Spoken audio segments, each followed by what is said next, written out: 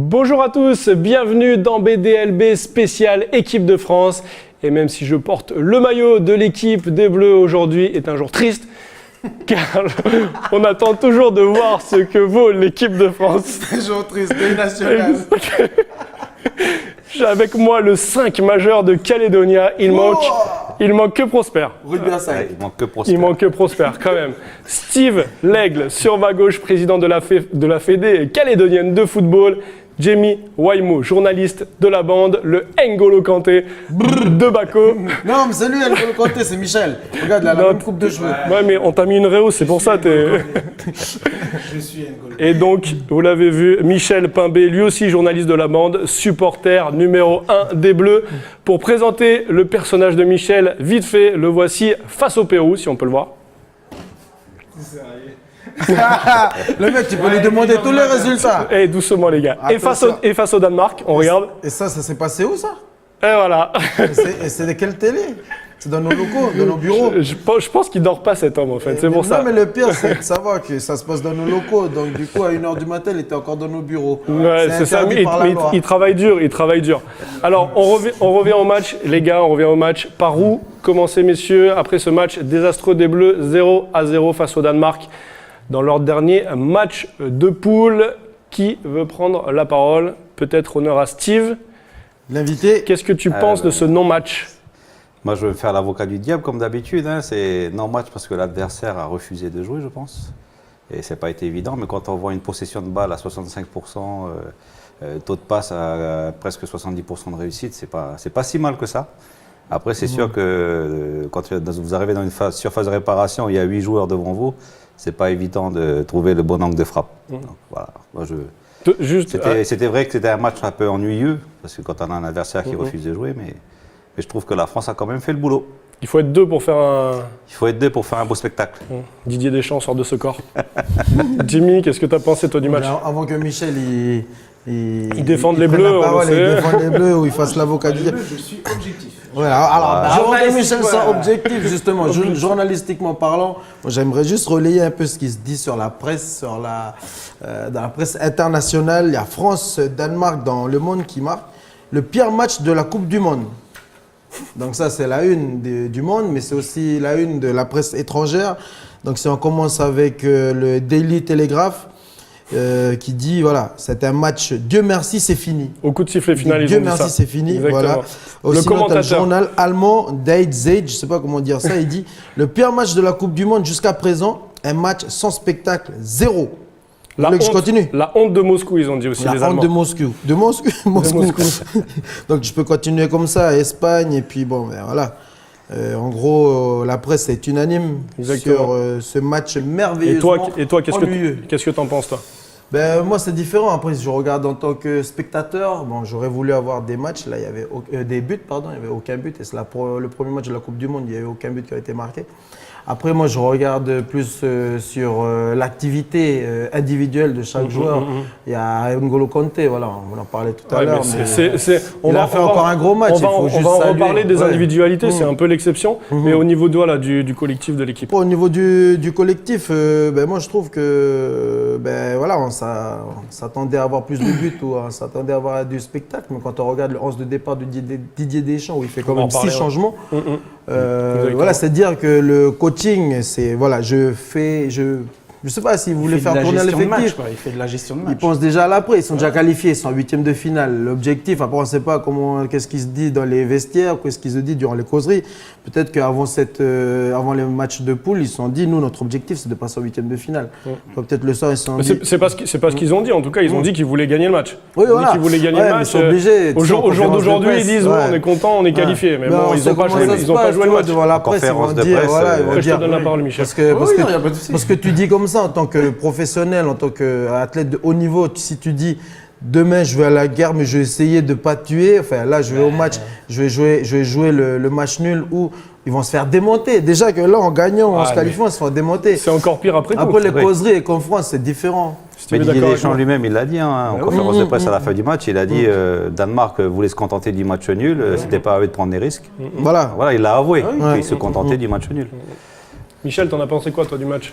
Ben, moi, j'ai après. À part le fait que tu sois tout seul devant ton écran. Ben, quand je quand je suis tout seul à 1h du matin ou à 2h du matin pour regarder, moi j'ai trouvé que c'était pas, c'est sûr, c'est pas un match que l'on aime regarder en tant que téléspectateur parce qu'il n'y a pas de but. Mais le football, c'est ça aussi. Ça joue beaucoup sur de la défense. Et d'ailleurs, toutes les grandes équipes et les grandes nations qui ont gagné la Coupe du Monde, ça a été des grandes équipes avec des grosses défenses, quoi. Alors justement, oui, voilà, je suis d'accord avec Michel. Comme la France en 1998, 3 buts. 3 buts marqués, 16 buts, 3 buts encaissés plutôt. Voilà. 16 buts marqués. 15 buts. 15 buts, l'Allemagne, 16 buts marqués, 4 buts encaissés. Donc voilà, c'est pour ça. Après, il faut pas oublier, sinon si tu veux voir. Attends, je peux rajouter, Michel, la Grèce championne d'Europe. Attends, la Grèce championne d'Europe avec que des 1-0. Oui, ils ont fait que défendre. Voilà, ils ont fait que défendre. Oui, mais d'accord, mais on attendait beaucoup de cette équipe offensive. Certes, Didier Deschamps a fait 6 changements. Est-ce que c'est ça, Steve, qui a perturbé un petit peu cette équipe?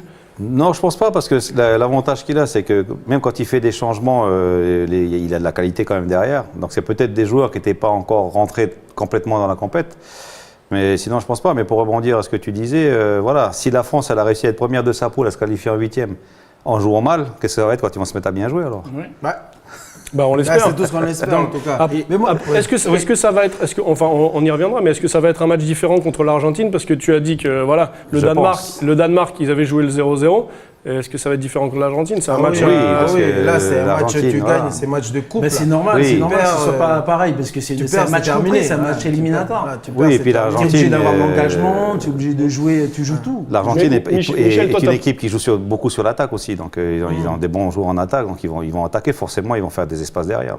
Toi, tu n'as pas trop répondu, enfin, on a compris que tu en pensais que du bien, mais sur la manière quand même. Mais sur la manière. Sur la manière, il y a quand même un problème dans cette équipe de France, on est d'accord? Il y a un problème, mais parce que aussi Didier Deschamps leur demande d'être très disciplinés. Et donc tu vois dans leur, ils sont jeunes, elle est jeune cette équipe, elle a 24 ans de moyenne d'âge. Et tu vois qu'elle est très disciplinée. Ils prennent pas de risques, ils sont très disciplinés, ils sont là, ils se replient très vite, ils montent tout doucement, ils font monter en bonne séquence de balles. Et là, il faut dire que le Danemark n'a pas joué. Ils ont joué tout le long de leur match dans le camp, dans leur camp. Et d'ailleurs, il y a une situation que j'expliquais tout à l'heure à Steve, c'est que dans les dernières minutes de jeu, Mendy a centré 3 fois d'affilée et ils ont récupéré la balle à la France, mais ils étaient tous dans la surface de réparation. Tu peux pas, même si tu es le meilleur joueur du monde, tu peux pas mettre un pied. Tu essaies de dribbler. Il y a 8 gardiens. 8 gars, voilà, c'est impossible. il faut réagir logiquement. Et c'est ça que je reproche aux commentateurs et aux journalistes sportifs sur Being Sport et sur l'équipe. Ils sont pas du tout objectifs dans ce qu'ils disent. Tous les journalistes. C'est bizarre. Ils ont laissé passer leur subjectivité parce que par rapport à la mort du foot et la mort du maillot bleu. On attend tous mieux quand même. On est quand même d'accord ensemble que c'est des équipes qui sont plus faibles et que c'est des matchs qu'il faut gagner. Mais c'est sûr, mais après, Pogba arriver en 8e de finale en gagnant tous ces matchs de poule 3-0, c'est quand même meilleur pour la confiance qu'arriver dans ces conditions-là. Oui, mais après, la confiance, si tu ne peux pas être lucide si tu es très fatigué. Ces personnes-là, ils ont joué beaucoup de matchs. Et c'est la même situation qui s'est passée à l'Euro 2016. C'est en 8e de finale, ils ont éclaté les Bleus, quoi. Et ça a été un rouleau compresseur. Donc, je pense que ça va être la même situation. En tout cas, c'est ce que j'espère. Alors, si tu parles de l'Euro, tu dis que le Portugal il fait un très vilain Euro parce que quand tu vois tous les matchs, ils sont champions d'Europe. Oui. Ouais. Qu'est-ce qu'on veut? Soulever la Coupe du Monde? C'est sûr qu'on retient le gagnant, mais bon. Après, cette équipe, elle n'a pas convaincu. Elle gagne pas. Est-ce qu'elle n'est pas à court physiquement, cette équipe? Tu l'as dit, aussi. Tu viens de le dire à l'instant, ils ont eu une longue saison tous. Ce sont des joueurs qui ont eu une longue saison jusqu'à. Ils ont terminé il n'y a pas longtemps, là, le premier regroupement des Bleus. Il y avait certains joueurs encore qui étaient avec leur club respectif. Et là, je parle de. Comment il s'appelle? Varane. Voilà, Varane avec le Real de Madrid, Griezmann qui a fait une longue saison. Et puis eux, leur championnat, c'est la Liga. Ce sont des finales de Coupe de France. Enfin, avec tout le respect que j'ai pour le championnat, mais ce sont des finales de Coupe de France tous les week-ends. Et donc oui, voilà, du coup, c'est difficile pour eux. Et je pense que là, ils sont en train d'accuser le coup. Là, tout ce qu'on se dit, j'imagine que Didier Deschamps, qui est professionnel, qui est sélectionneur, c'est son travail. Il le sait déjà, il l'a vu. Et donc, du coup, voilà, ces changements, ils pourront paraître surprenants. Mais après, voilà, tu as un technicien qui sait comment mettre en place son équipe. Et puis, tu as des passionnés de foot comme nous qui veulent avoir du spectacle. Donc, du coup, le débat est ouvert. C'est frustrant pour tout le monde. Il y a quand même des supporters qui se déplacent jusqu'en Russie. Toi, tu y étais en Russie. Enfin, voilà, qui ont dépensé je sais pas combien, des milliers d'euros pour aller voir des matchs. Enfin, t'attends mieux quand même que 0-0. Il y avait toutes les familles des joueurs de l'équipe de France qui étaient dans les tribunes. Mais c'est sûr, mais je veux dire, quoi, mais après, là, on parle d'enjeux personnels liés à des gens qui payent des billets astronomiques pour aller voir le match, ils prennent des RTT pour aller voir les matchs.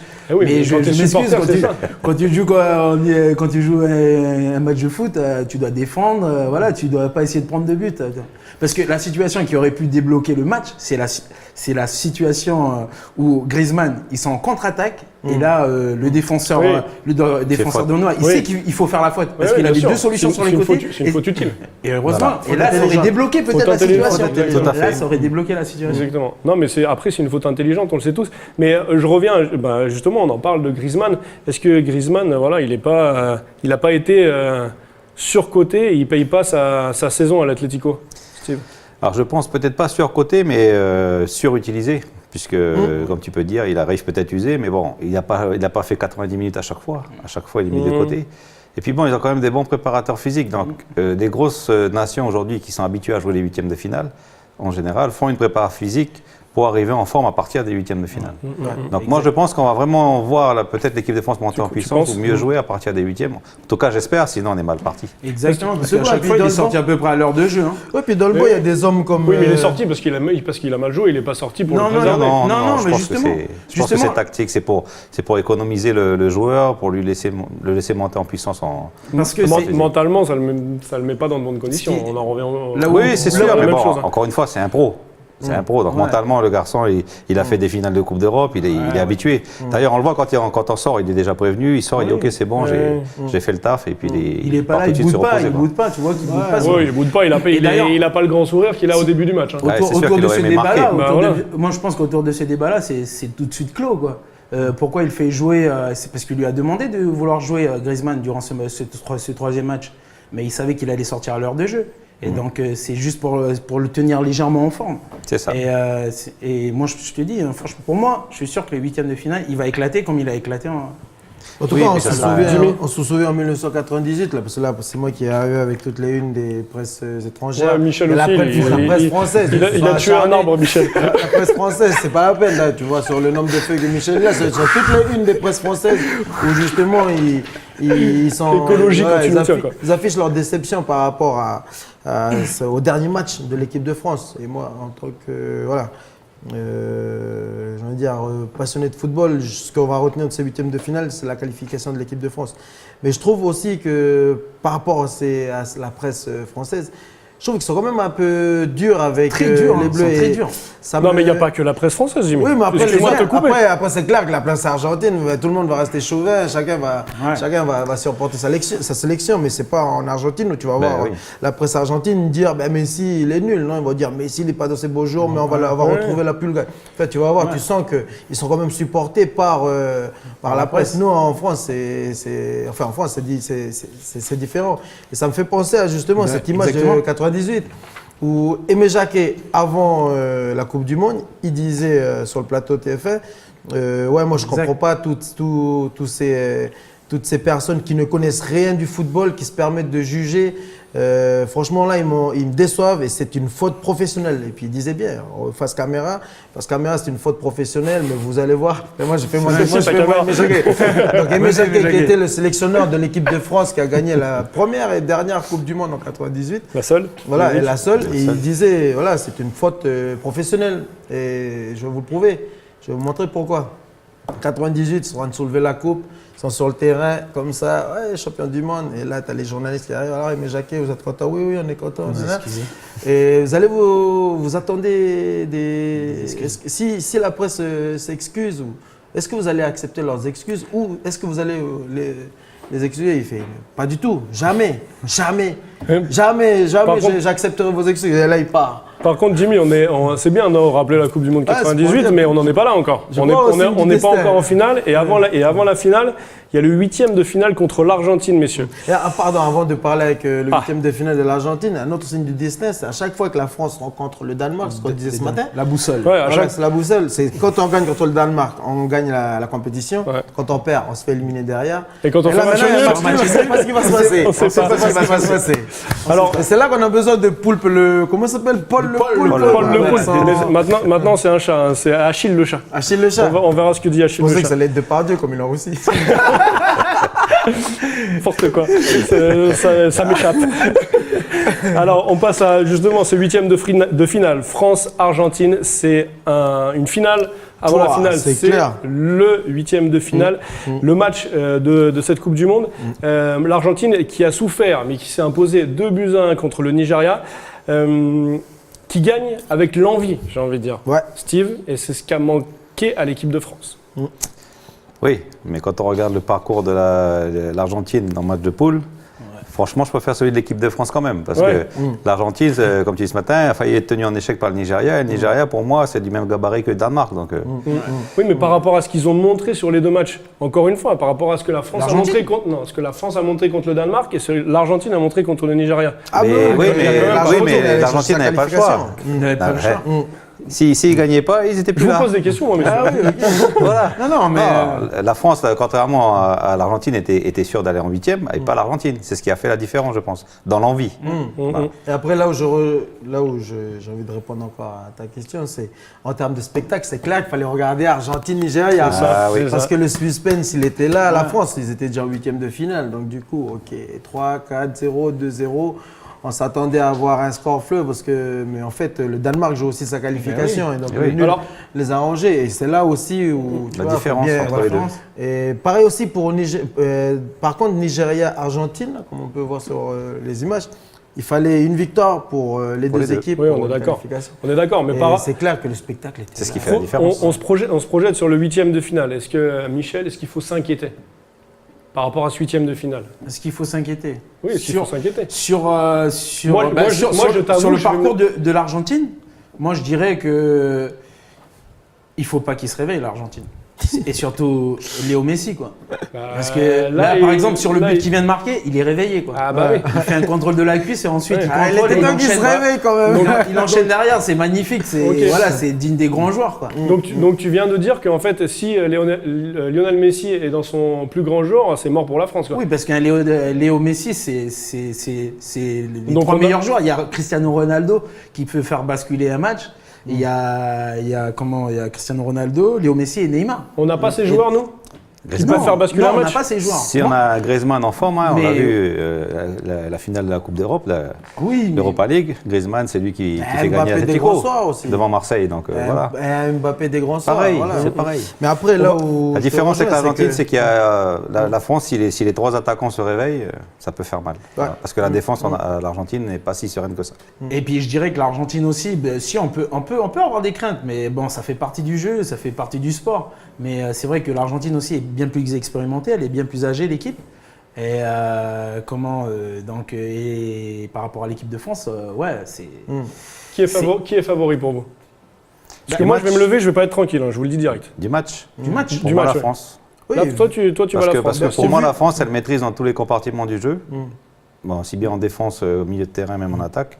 Alors que l'Argentine, je vous dis, pour moi, en défense, il y a des espaces, quoi. On a vu Nigeria. Nigeria a pénétré facilement. Là, on voit encore au pressing.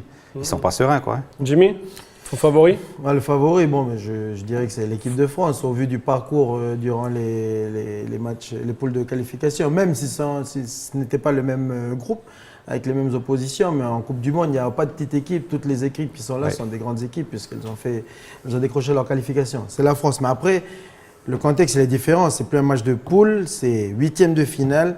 8e de finale, c'est un match de coupe, ça passe ou ça casse, quoi. Et là, l'état d'esprit dans les vestiaires, il est différent. Les gars, si vous voulez qu'on plie bagage ce soir, c'est maintenant, là. Et là, tu vois, ça transcende un joueur, tu vois, c'est Lionel Messi, c'est là où je rejoins Michel, c'est que, voilà, Cristiano Ronaldo, il a pu montrer que c'est un meneur d'hommes. C'est ce qui manque d'ailleurs à l'équipe de France. On le rapporte tout à l'heure, il manque un meneur. C'est ce que Cristiano Ronaldo avec une équipe limite, Il fait la différence. Il fait la différence collectivement. Enfin, tu vois qu'il tire, mais on peut parler aussi de Wabi Kazri en Tunisie. Et là, Lionel Messi, il a Pulga, comme on se nomme. Il ne s'est pas encore réveillé, tu vois. Et puis, donc, du coup, sur Facebook, ça, c'est ce qui me ferait plus peur. Les gens disent, mais voilà la différence entre Messi et Ronaldo. Mais Ronaldo, c'est un meneur. Et Messi, quand il joue au Barça, c'est Messi. Du Barcelone à Argentine, c'est une salade sans vinaigrette. Voilà. C'est comme ça qu'ils disent. Messi à l'Argentine, c'est que ça n'a pas de saveur. Attends, parce que quand la Pulga là, va se réveiller, mon frère, là c'est 8e de finale et c'est un grand joueur, comme on dit. Les grands joueurs, c'est ceux qui répondent présents dans les grands matchs. D'accord, donc vous faites depuis tout à l'heure tous les trois l'éloge de l'Argentine et vous mettez la France favori. Ah ben bien sûr. Donc, moi, j'ai pas fait l'éloge de l'Argentine. Moi, je crains Jimmy, en tout cas, le fait réveil. l'éloge de l'Argentine. Pardon, je crains le réveil. Mais il s'est réveillé là, il s'est réveillé contre le Nigeria, la Pulga. La Pulga, oui, voilà. Mais il y a aussi le joueur qui rentre là, Banega. C'est grâce à Messi qui demande, c'est la passe. Comment il a déclenché, c'était beau. Et Messi qui demande à l'entraîneur, il faut le titulariser. L'entraîneur, il écoute. Bon, c'est déjà que l'entraîneur, il a écouté depuis longtemps parce que tous les joueurs qui sont sélectionnés, qui ont été appelés, Messi qui disait j'ai besoin de lui, j'ai besoin de lui, j'ai besoin de lui. Ouais. Donc voilà, après. Mais là, le problème de l'Argentine aussi, c'est que c'est l'équipe qui commande, c'est plus l'entraîneur aussi. Oui, voilà, c'est pour ça. On a vu d'ailleurs les Argentins arriver contre le Nigeria dans le bus, ils étaient tous en transe, tous en train de chanter dans le bus, à taper contre les vitres. Il y a vraiment voilà, une ambiance, on la sent. Et on parlait du leader tout à l'heure. Est-ce qu'il manque encore un leader à cette équipe de France? Clairement. Oui. On le voit sur le terrain. Clairement. C'est comme Michel disait tout à l'heure, c'est qu'ils ont tous la même moyenne d'âge. Enfin, ils ont une moyenne d'âge de 24 ans. Il y en a qui n'ont pas participé à une Coupe du Monde. C'est leur première Coupe du Monde à tout le monde. Voilà. Tout le monde, je pense. Il n'y a que Didier Deschamps qui a fait une Coupe du Monde. C'était Mandanda. Et donc, du coup, oui, c'est ce qui manque sur le terrain. Ça manque un meneur. Quand tu vois Lemar qui, au premier match, qui a le ballon, qui demande de décrocher, qu'est-ce qu'on fait? Tu regardes les autres matchs, quand il y avait Zizou, ça c'est sûr. Ça, voilà. Steve, qui devrait être le leader sur le terrain? Moi, je pense que celui qui a plus le charisme, c'est Pogba. Voilà. Je pense que lui pourrait être le leader, mais il faut qu'il le prenne, quoi, le leadership. Et puis pour moi, j'ai toujours dit depuis le début, entre les copains du foot, là, que ça sera la Coupe du Monde de Didier Pogba. Voilà. De Paul Pogba? Paul Pogba, pardon. Didier Deschamps, c'est son frère. Il y a Didier Pogba. Et il y a son frère. À chaque fois que Steve Legge a fait la pioche. Voilà. Un pronostic. Sur ce plateau-là. Et les pronostics, on arrivera à la fin de l'émission. Donc pour vous, il manque un leader et Pogba doit se réveiller. Alors, on a parlé de la défense, de l'Argentine qui est friable. Moi, je me pose la question aussi de la défense française. On a vu Umtiti lors des premiers matchs qui n'était pas serein. Kipembe, il n'a pas non plus montré de grandes choses face au Danemark. Qui pour museler Lionel Messi? Qui pour museler Lionel Messi? Exactement. C'est ma question. Le Kanté, direct, dès qu'il commence à arriver, oui, mais il n'est pas défenseur. Direct. Il n'est pas défenseur. Marquage à la culotte. Marquage à la culotte. Marquage à la culotte. Tu le sais où il va. N'Golo Kanté, il va tuer Messi. Hein. Donc il faut 4 défenseurs plus N'Golo Kanté en 1 contre 1 contre Messi. Non, mais je dirais que c'est tout le monde qui doit faire le travail de couverture. Mais après, il faut. Parce que voilà, je disais tout à l'heure, il ne faut pas oublier, ils n'ont pris qu'un but. Hein. Ah, mais la différence qui a fait que Messi a brillé dans ce match aussi, c'est que contrairement au match de poule d'avant, dès que Messi avait le ballon, tu avais tout de suite 3 défenseurs autour de lui. Alors que là, on avait dit la Nigeria avait besoin de gagner. Donc ils étaient en 1 contre 1. Ce qui va se passer pour la France. Pas forcément, parce que la France, comme on a dit tout à l'heure, et Jamie l'a très bien dit, ils sont très organisés, c'est des jeunes très disciplinés. Et s'ils savent que dès que Messi a le ballon, il y en a 2 ou 3 qui viennent juste simplement l'enfermer, pas se jeter, il ne pourra peut-être pas jouer Messi. Hein. Donc voilà, le problème c'est que et quand on regarde le jeu de l'Argentine, dès qu'ils ont le ballon, ils cherchent Messi. Donc si tout le jeu repose sur Messi… C'est ça. Comme il disait Hervé Renard dans une équipe, on n'a pas de plan anti-Cristiano Ronaldo, ni de plan anti-Lionel Messi ou de plan anti-Neymar. Non, c'est un sport collectif. Bien que ce joueur individuellement peut faire la différence. Voilà, après c'est une question d'organisation, de schéma tactique, de discipline, de rigueur. Bien que le coach dans le vestiaire, il fait quand même un plan. Il fait quand même un plan, bien sûr. Bien sûr, tous les coachs disent qu'il n'y a pas de plan, mais il y a forcément un plan sur ces grands joueurs. Alors du coup, pour revenir à ma question, en défense, je ne parle pas du milieu de terrain, Kipembe qui a fait un match avec le PSG face à Léo Messi, il s'en est bien sorti. Il a bouffé. Ou alors Umtiti, son coéquipier au Barça, qui le connaît par cœur. Pour moi, Parce que pour l'instant, c'est les deux qui se... Pour moi, les deux feraient l'affaire. Ouais. Ouais. Kimpembe, moi, ce matin, voilà, en termes de vitesse, pointe de vitesse, tout, il fait l'affaire. Sans la fraîcheur. Sans la fraîcheur, voilà. Ouais. Donc, il est aussi technique. Donc, Je suis d'accord avec. Oui, on a le choix. Enfin, Kimpembe ou Umtiti. Umtiti le connaît très bien, donc c'est un avantage qu'il a.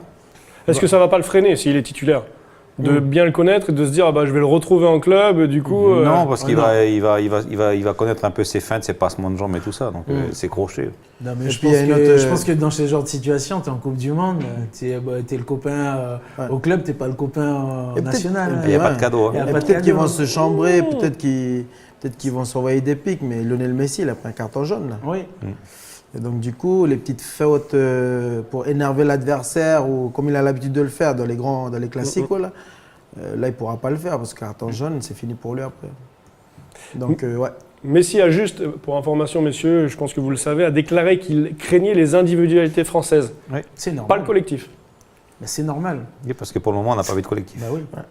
Et imagine-toi avec le collectif. Voilà ce que je voulais t'entendre dire Oui, depuis le début. mais justement, On n'a pas vu le collectif quand de ils vont se l'équipe de mettre à France. jouer le collectif, ça va faire mal. Voilà. Et en plus, dans Parce ce qu'on les a match-là, déjà vus jouer collectif sur des matchs de préparation. bah ouais, Oui. Et là, ça joue. déroule. Hein. Voilà. Mais c'est là où Très vite, quoi. on peut comprendre notre frustration et la frustration de certains qui demandent plus par rapport à l'équipe de France.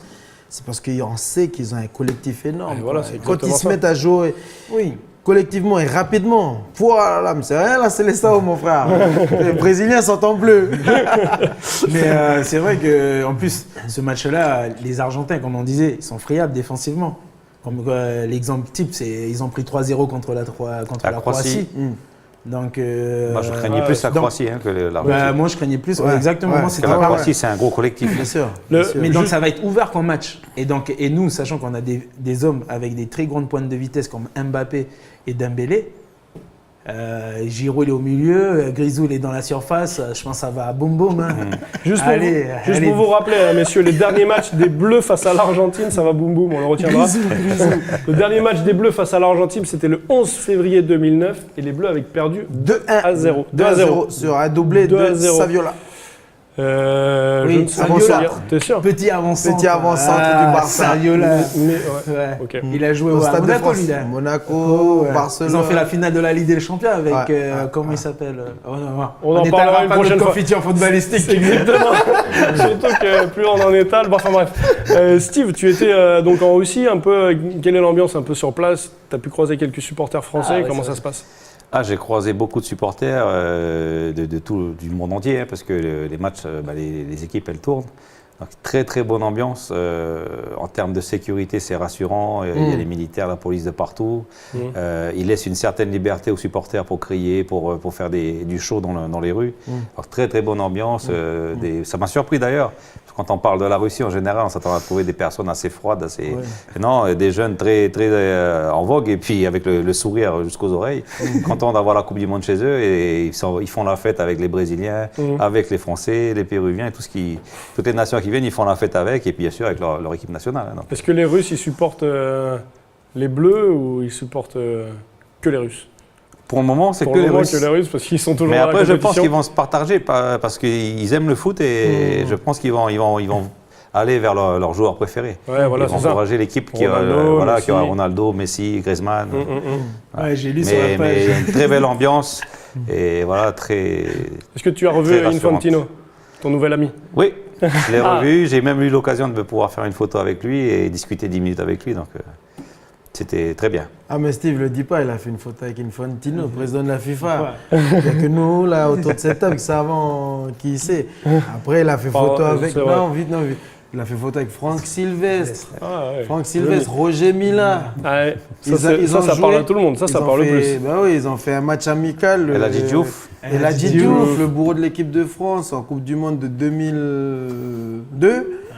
Enfin voilà quoi, c'est.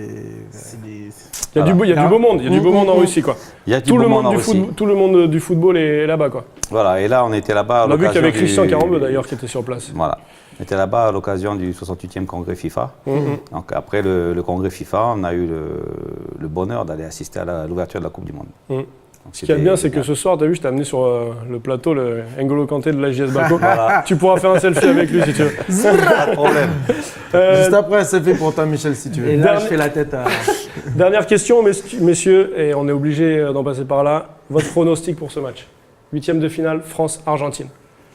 Il faut se mouiller, je veux un score. Moi, je dis 2-1 pour la France. 2-1 pour la France, Ouais. avec des buts de Un de Pogba et un de Griezmann. Ok, Jimmy. 2-0 pour la France. Je ne sais pas qui marquera le deuxième but, mais Mbappé il va frapper. Mbappé va frapper, ça marche. Toi, Jimmy. 2-0, Michel. Griezmann 2-0. et... Vous mouillez Giroud. pas trop quand même, les gars. tu veux que ce soit qui? Moi, je pense que ça va faire un partout, prolongation, tir au but. Ok. Prolongation, Alors là, tir au c'est but. toi qui Et te mouilles victoire pas 2. trop. Hein. Victoire 2. Et Et victoire 2. victoire de la France. Ok. Parce que je suis chauvin, parce que j'ai le maillot. Si j'avais le maillot de l'Argentine, j'aurais dit l'inverse. C'est parce que je ressemble à Olivier Giroud. C'est vrai. T'as vu en plus mais non, mais attends, photo de profil, t'avais quel âge, Adrien? Bah, ça dépend de laquelle tu parles. Il y a un invité qui est arrivé, puis il lui dit mais je t'avais déjà vu quelque part. Il fait où? Il fait mais je t'avais vu, voilà, à Nouméa, à telle heure, à tel moment, dans tel endroit. Mais je pensais, et je disais à ma copine, mais il a des faux airs de Lionel Messi. Regarde bien. Non. Oui, Messi quand il boude. C'est parce que j'ai pas fait 100 jours. Non. Tu sais, comme il se boude. Quand il boude. Donne-lui un ballon qu'on voit ici. aussi de Lionel Messi. Je boude jamais. Qu'est-ce que tu racontes? Non, Messi quand il boude. Messi quand il boude, Olivier Giroud quand il laisse pousser sa barbe. Merci beaucoup, messieurs, pour ce débat autour de ces 8e de finale et autour de l'équipe de France. On souhaite bien sûr un bon match à tous. Prochain rendez-vous Ouais, lors ce de la sera- victoire de l'équipe de France. Juste, je peux dire un petit sauce cocktail qu'il faudrait. De l'engagement, de la fougue, de la créativité Et du et de la spectacle. réussite. Et de l'envie. Et là, la France, De l'envie. on y va. Et il en faut des choses, hein, ça promet. Ben non, 4 ingrédients, c'est tout. Ça va. Ça va. Dans la Cocktail nuit, idéal. 5 ingrédients, parce que le cocktail, c'est autre chose. n'importe quoi. Dans la nuit de samedi à dimanche à 1h du matin, 8e de finale de la Coupe du Monde 2018. France-Argentine, on sera là lundi pour en parler dans BDLB Sport. Merci messieurs et bonne soirée à vous. Bonne soirée. Allez, À demain. merci. Le foot. Exactement. C'est comme les Islandais. Là. Ah, On clappe.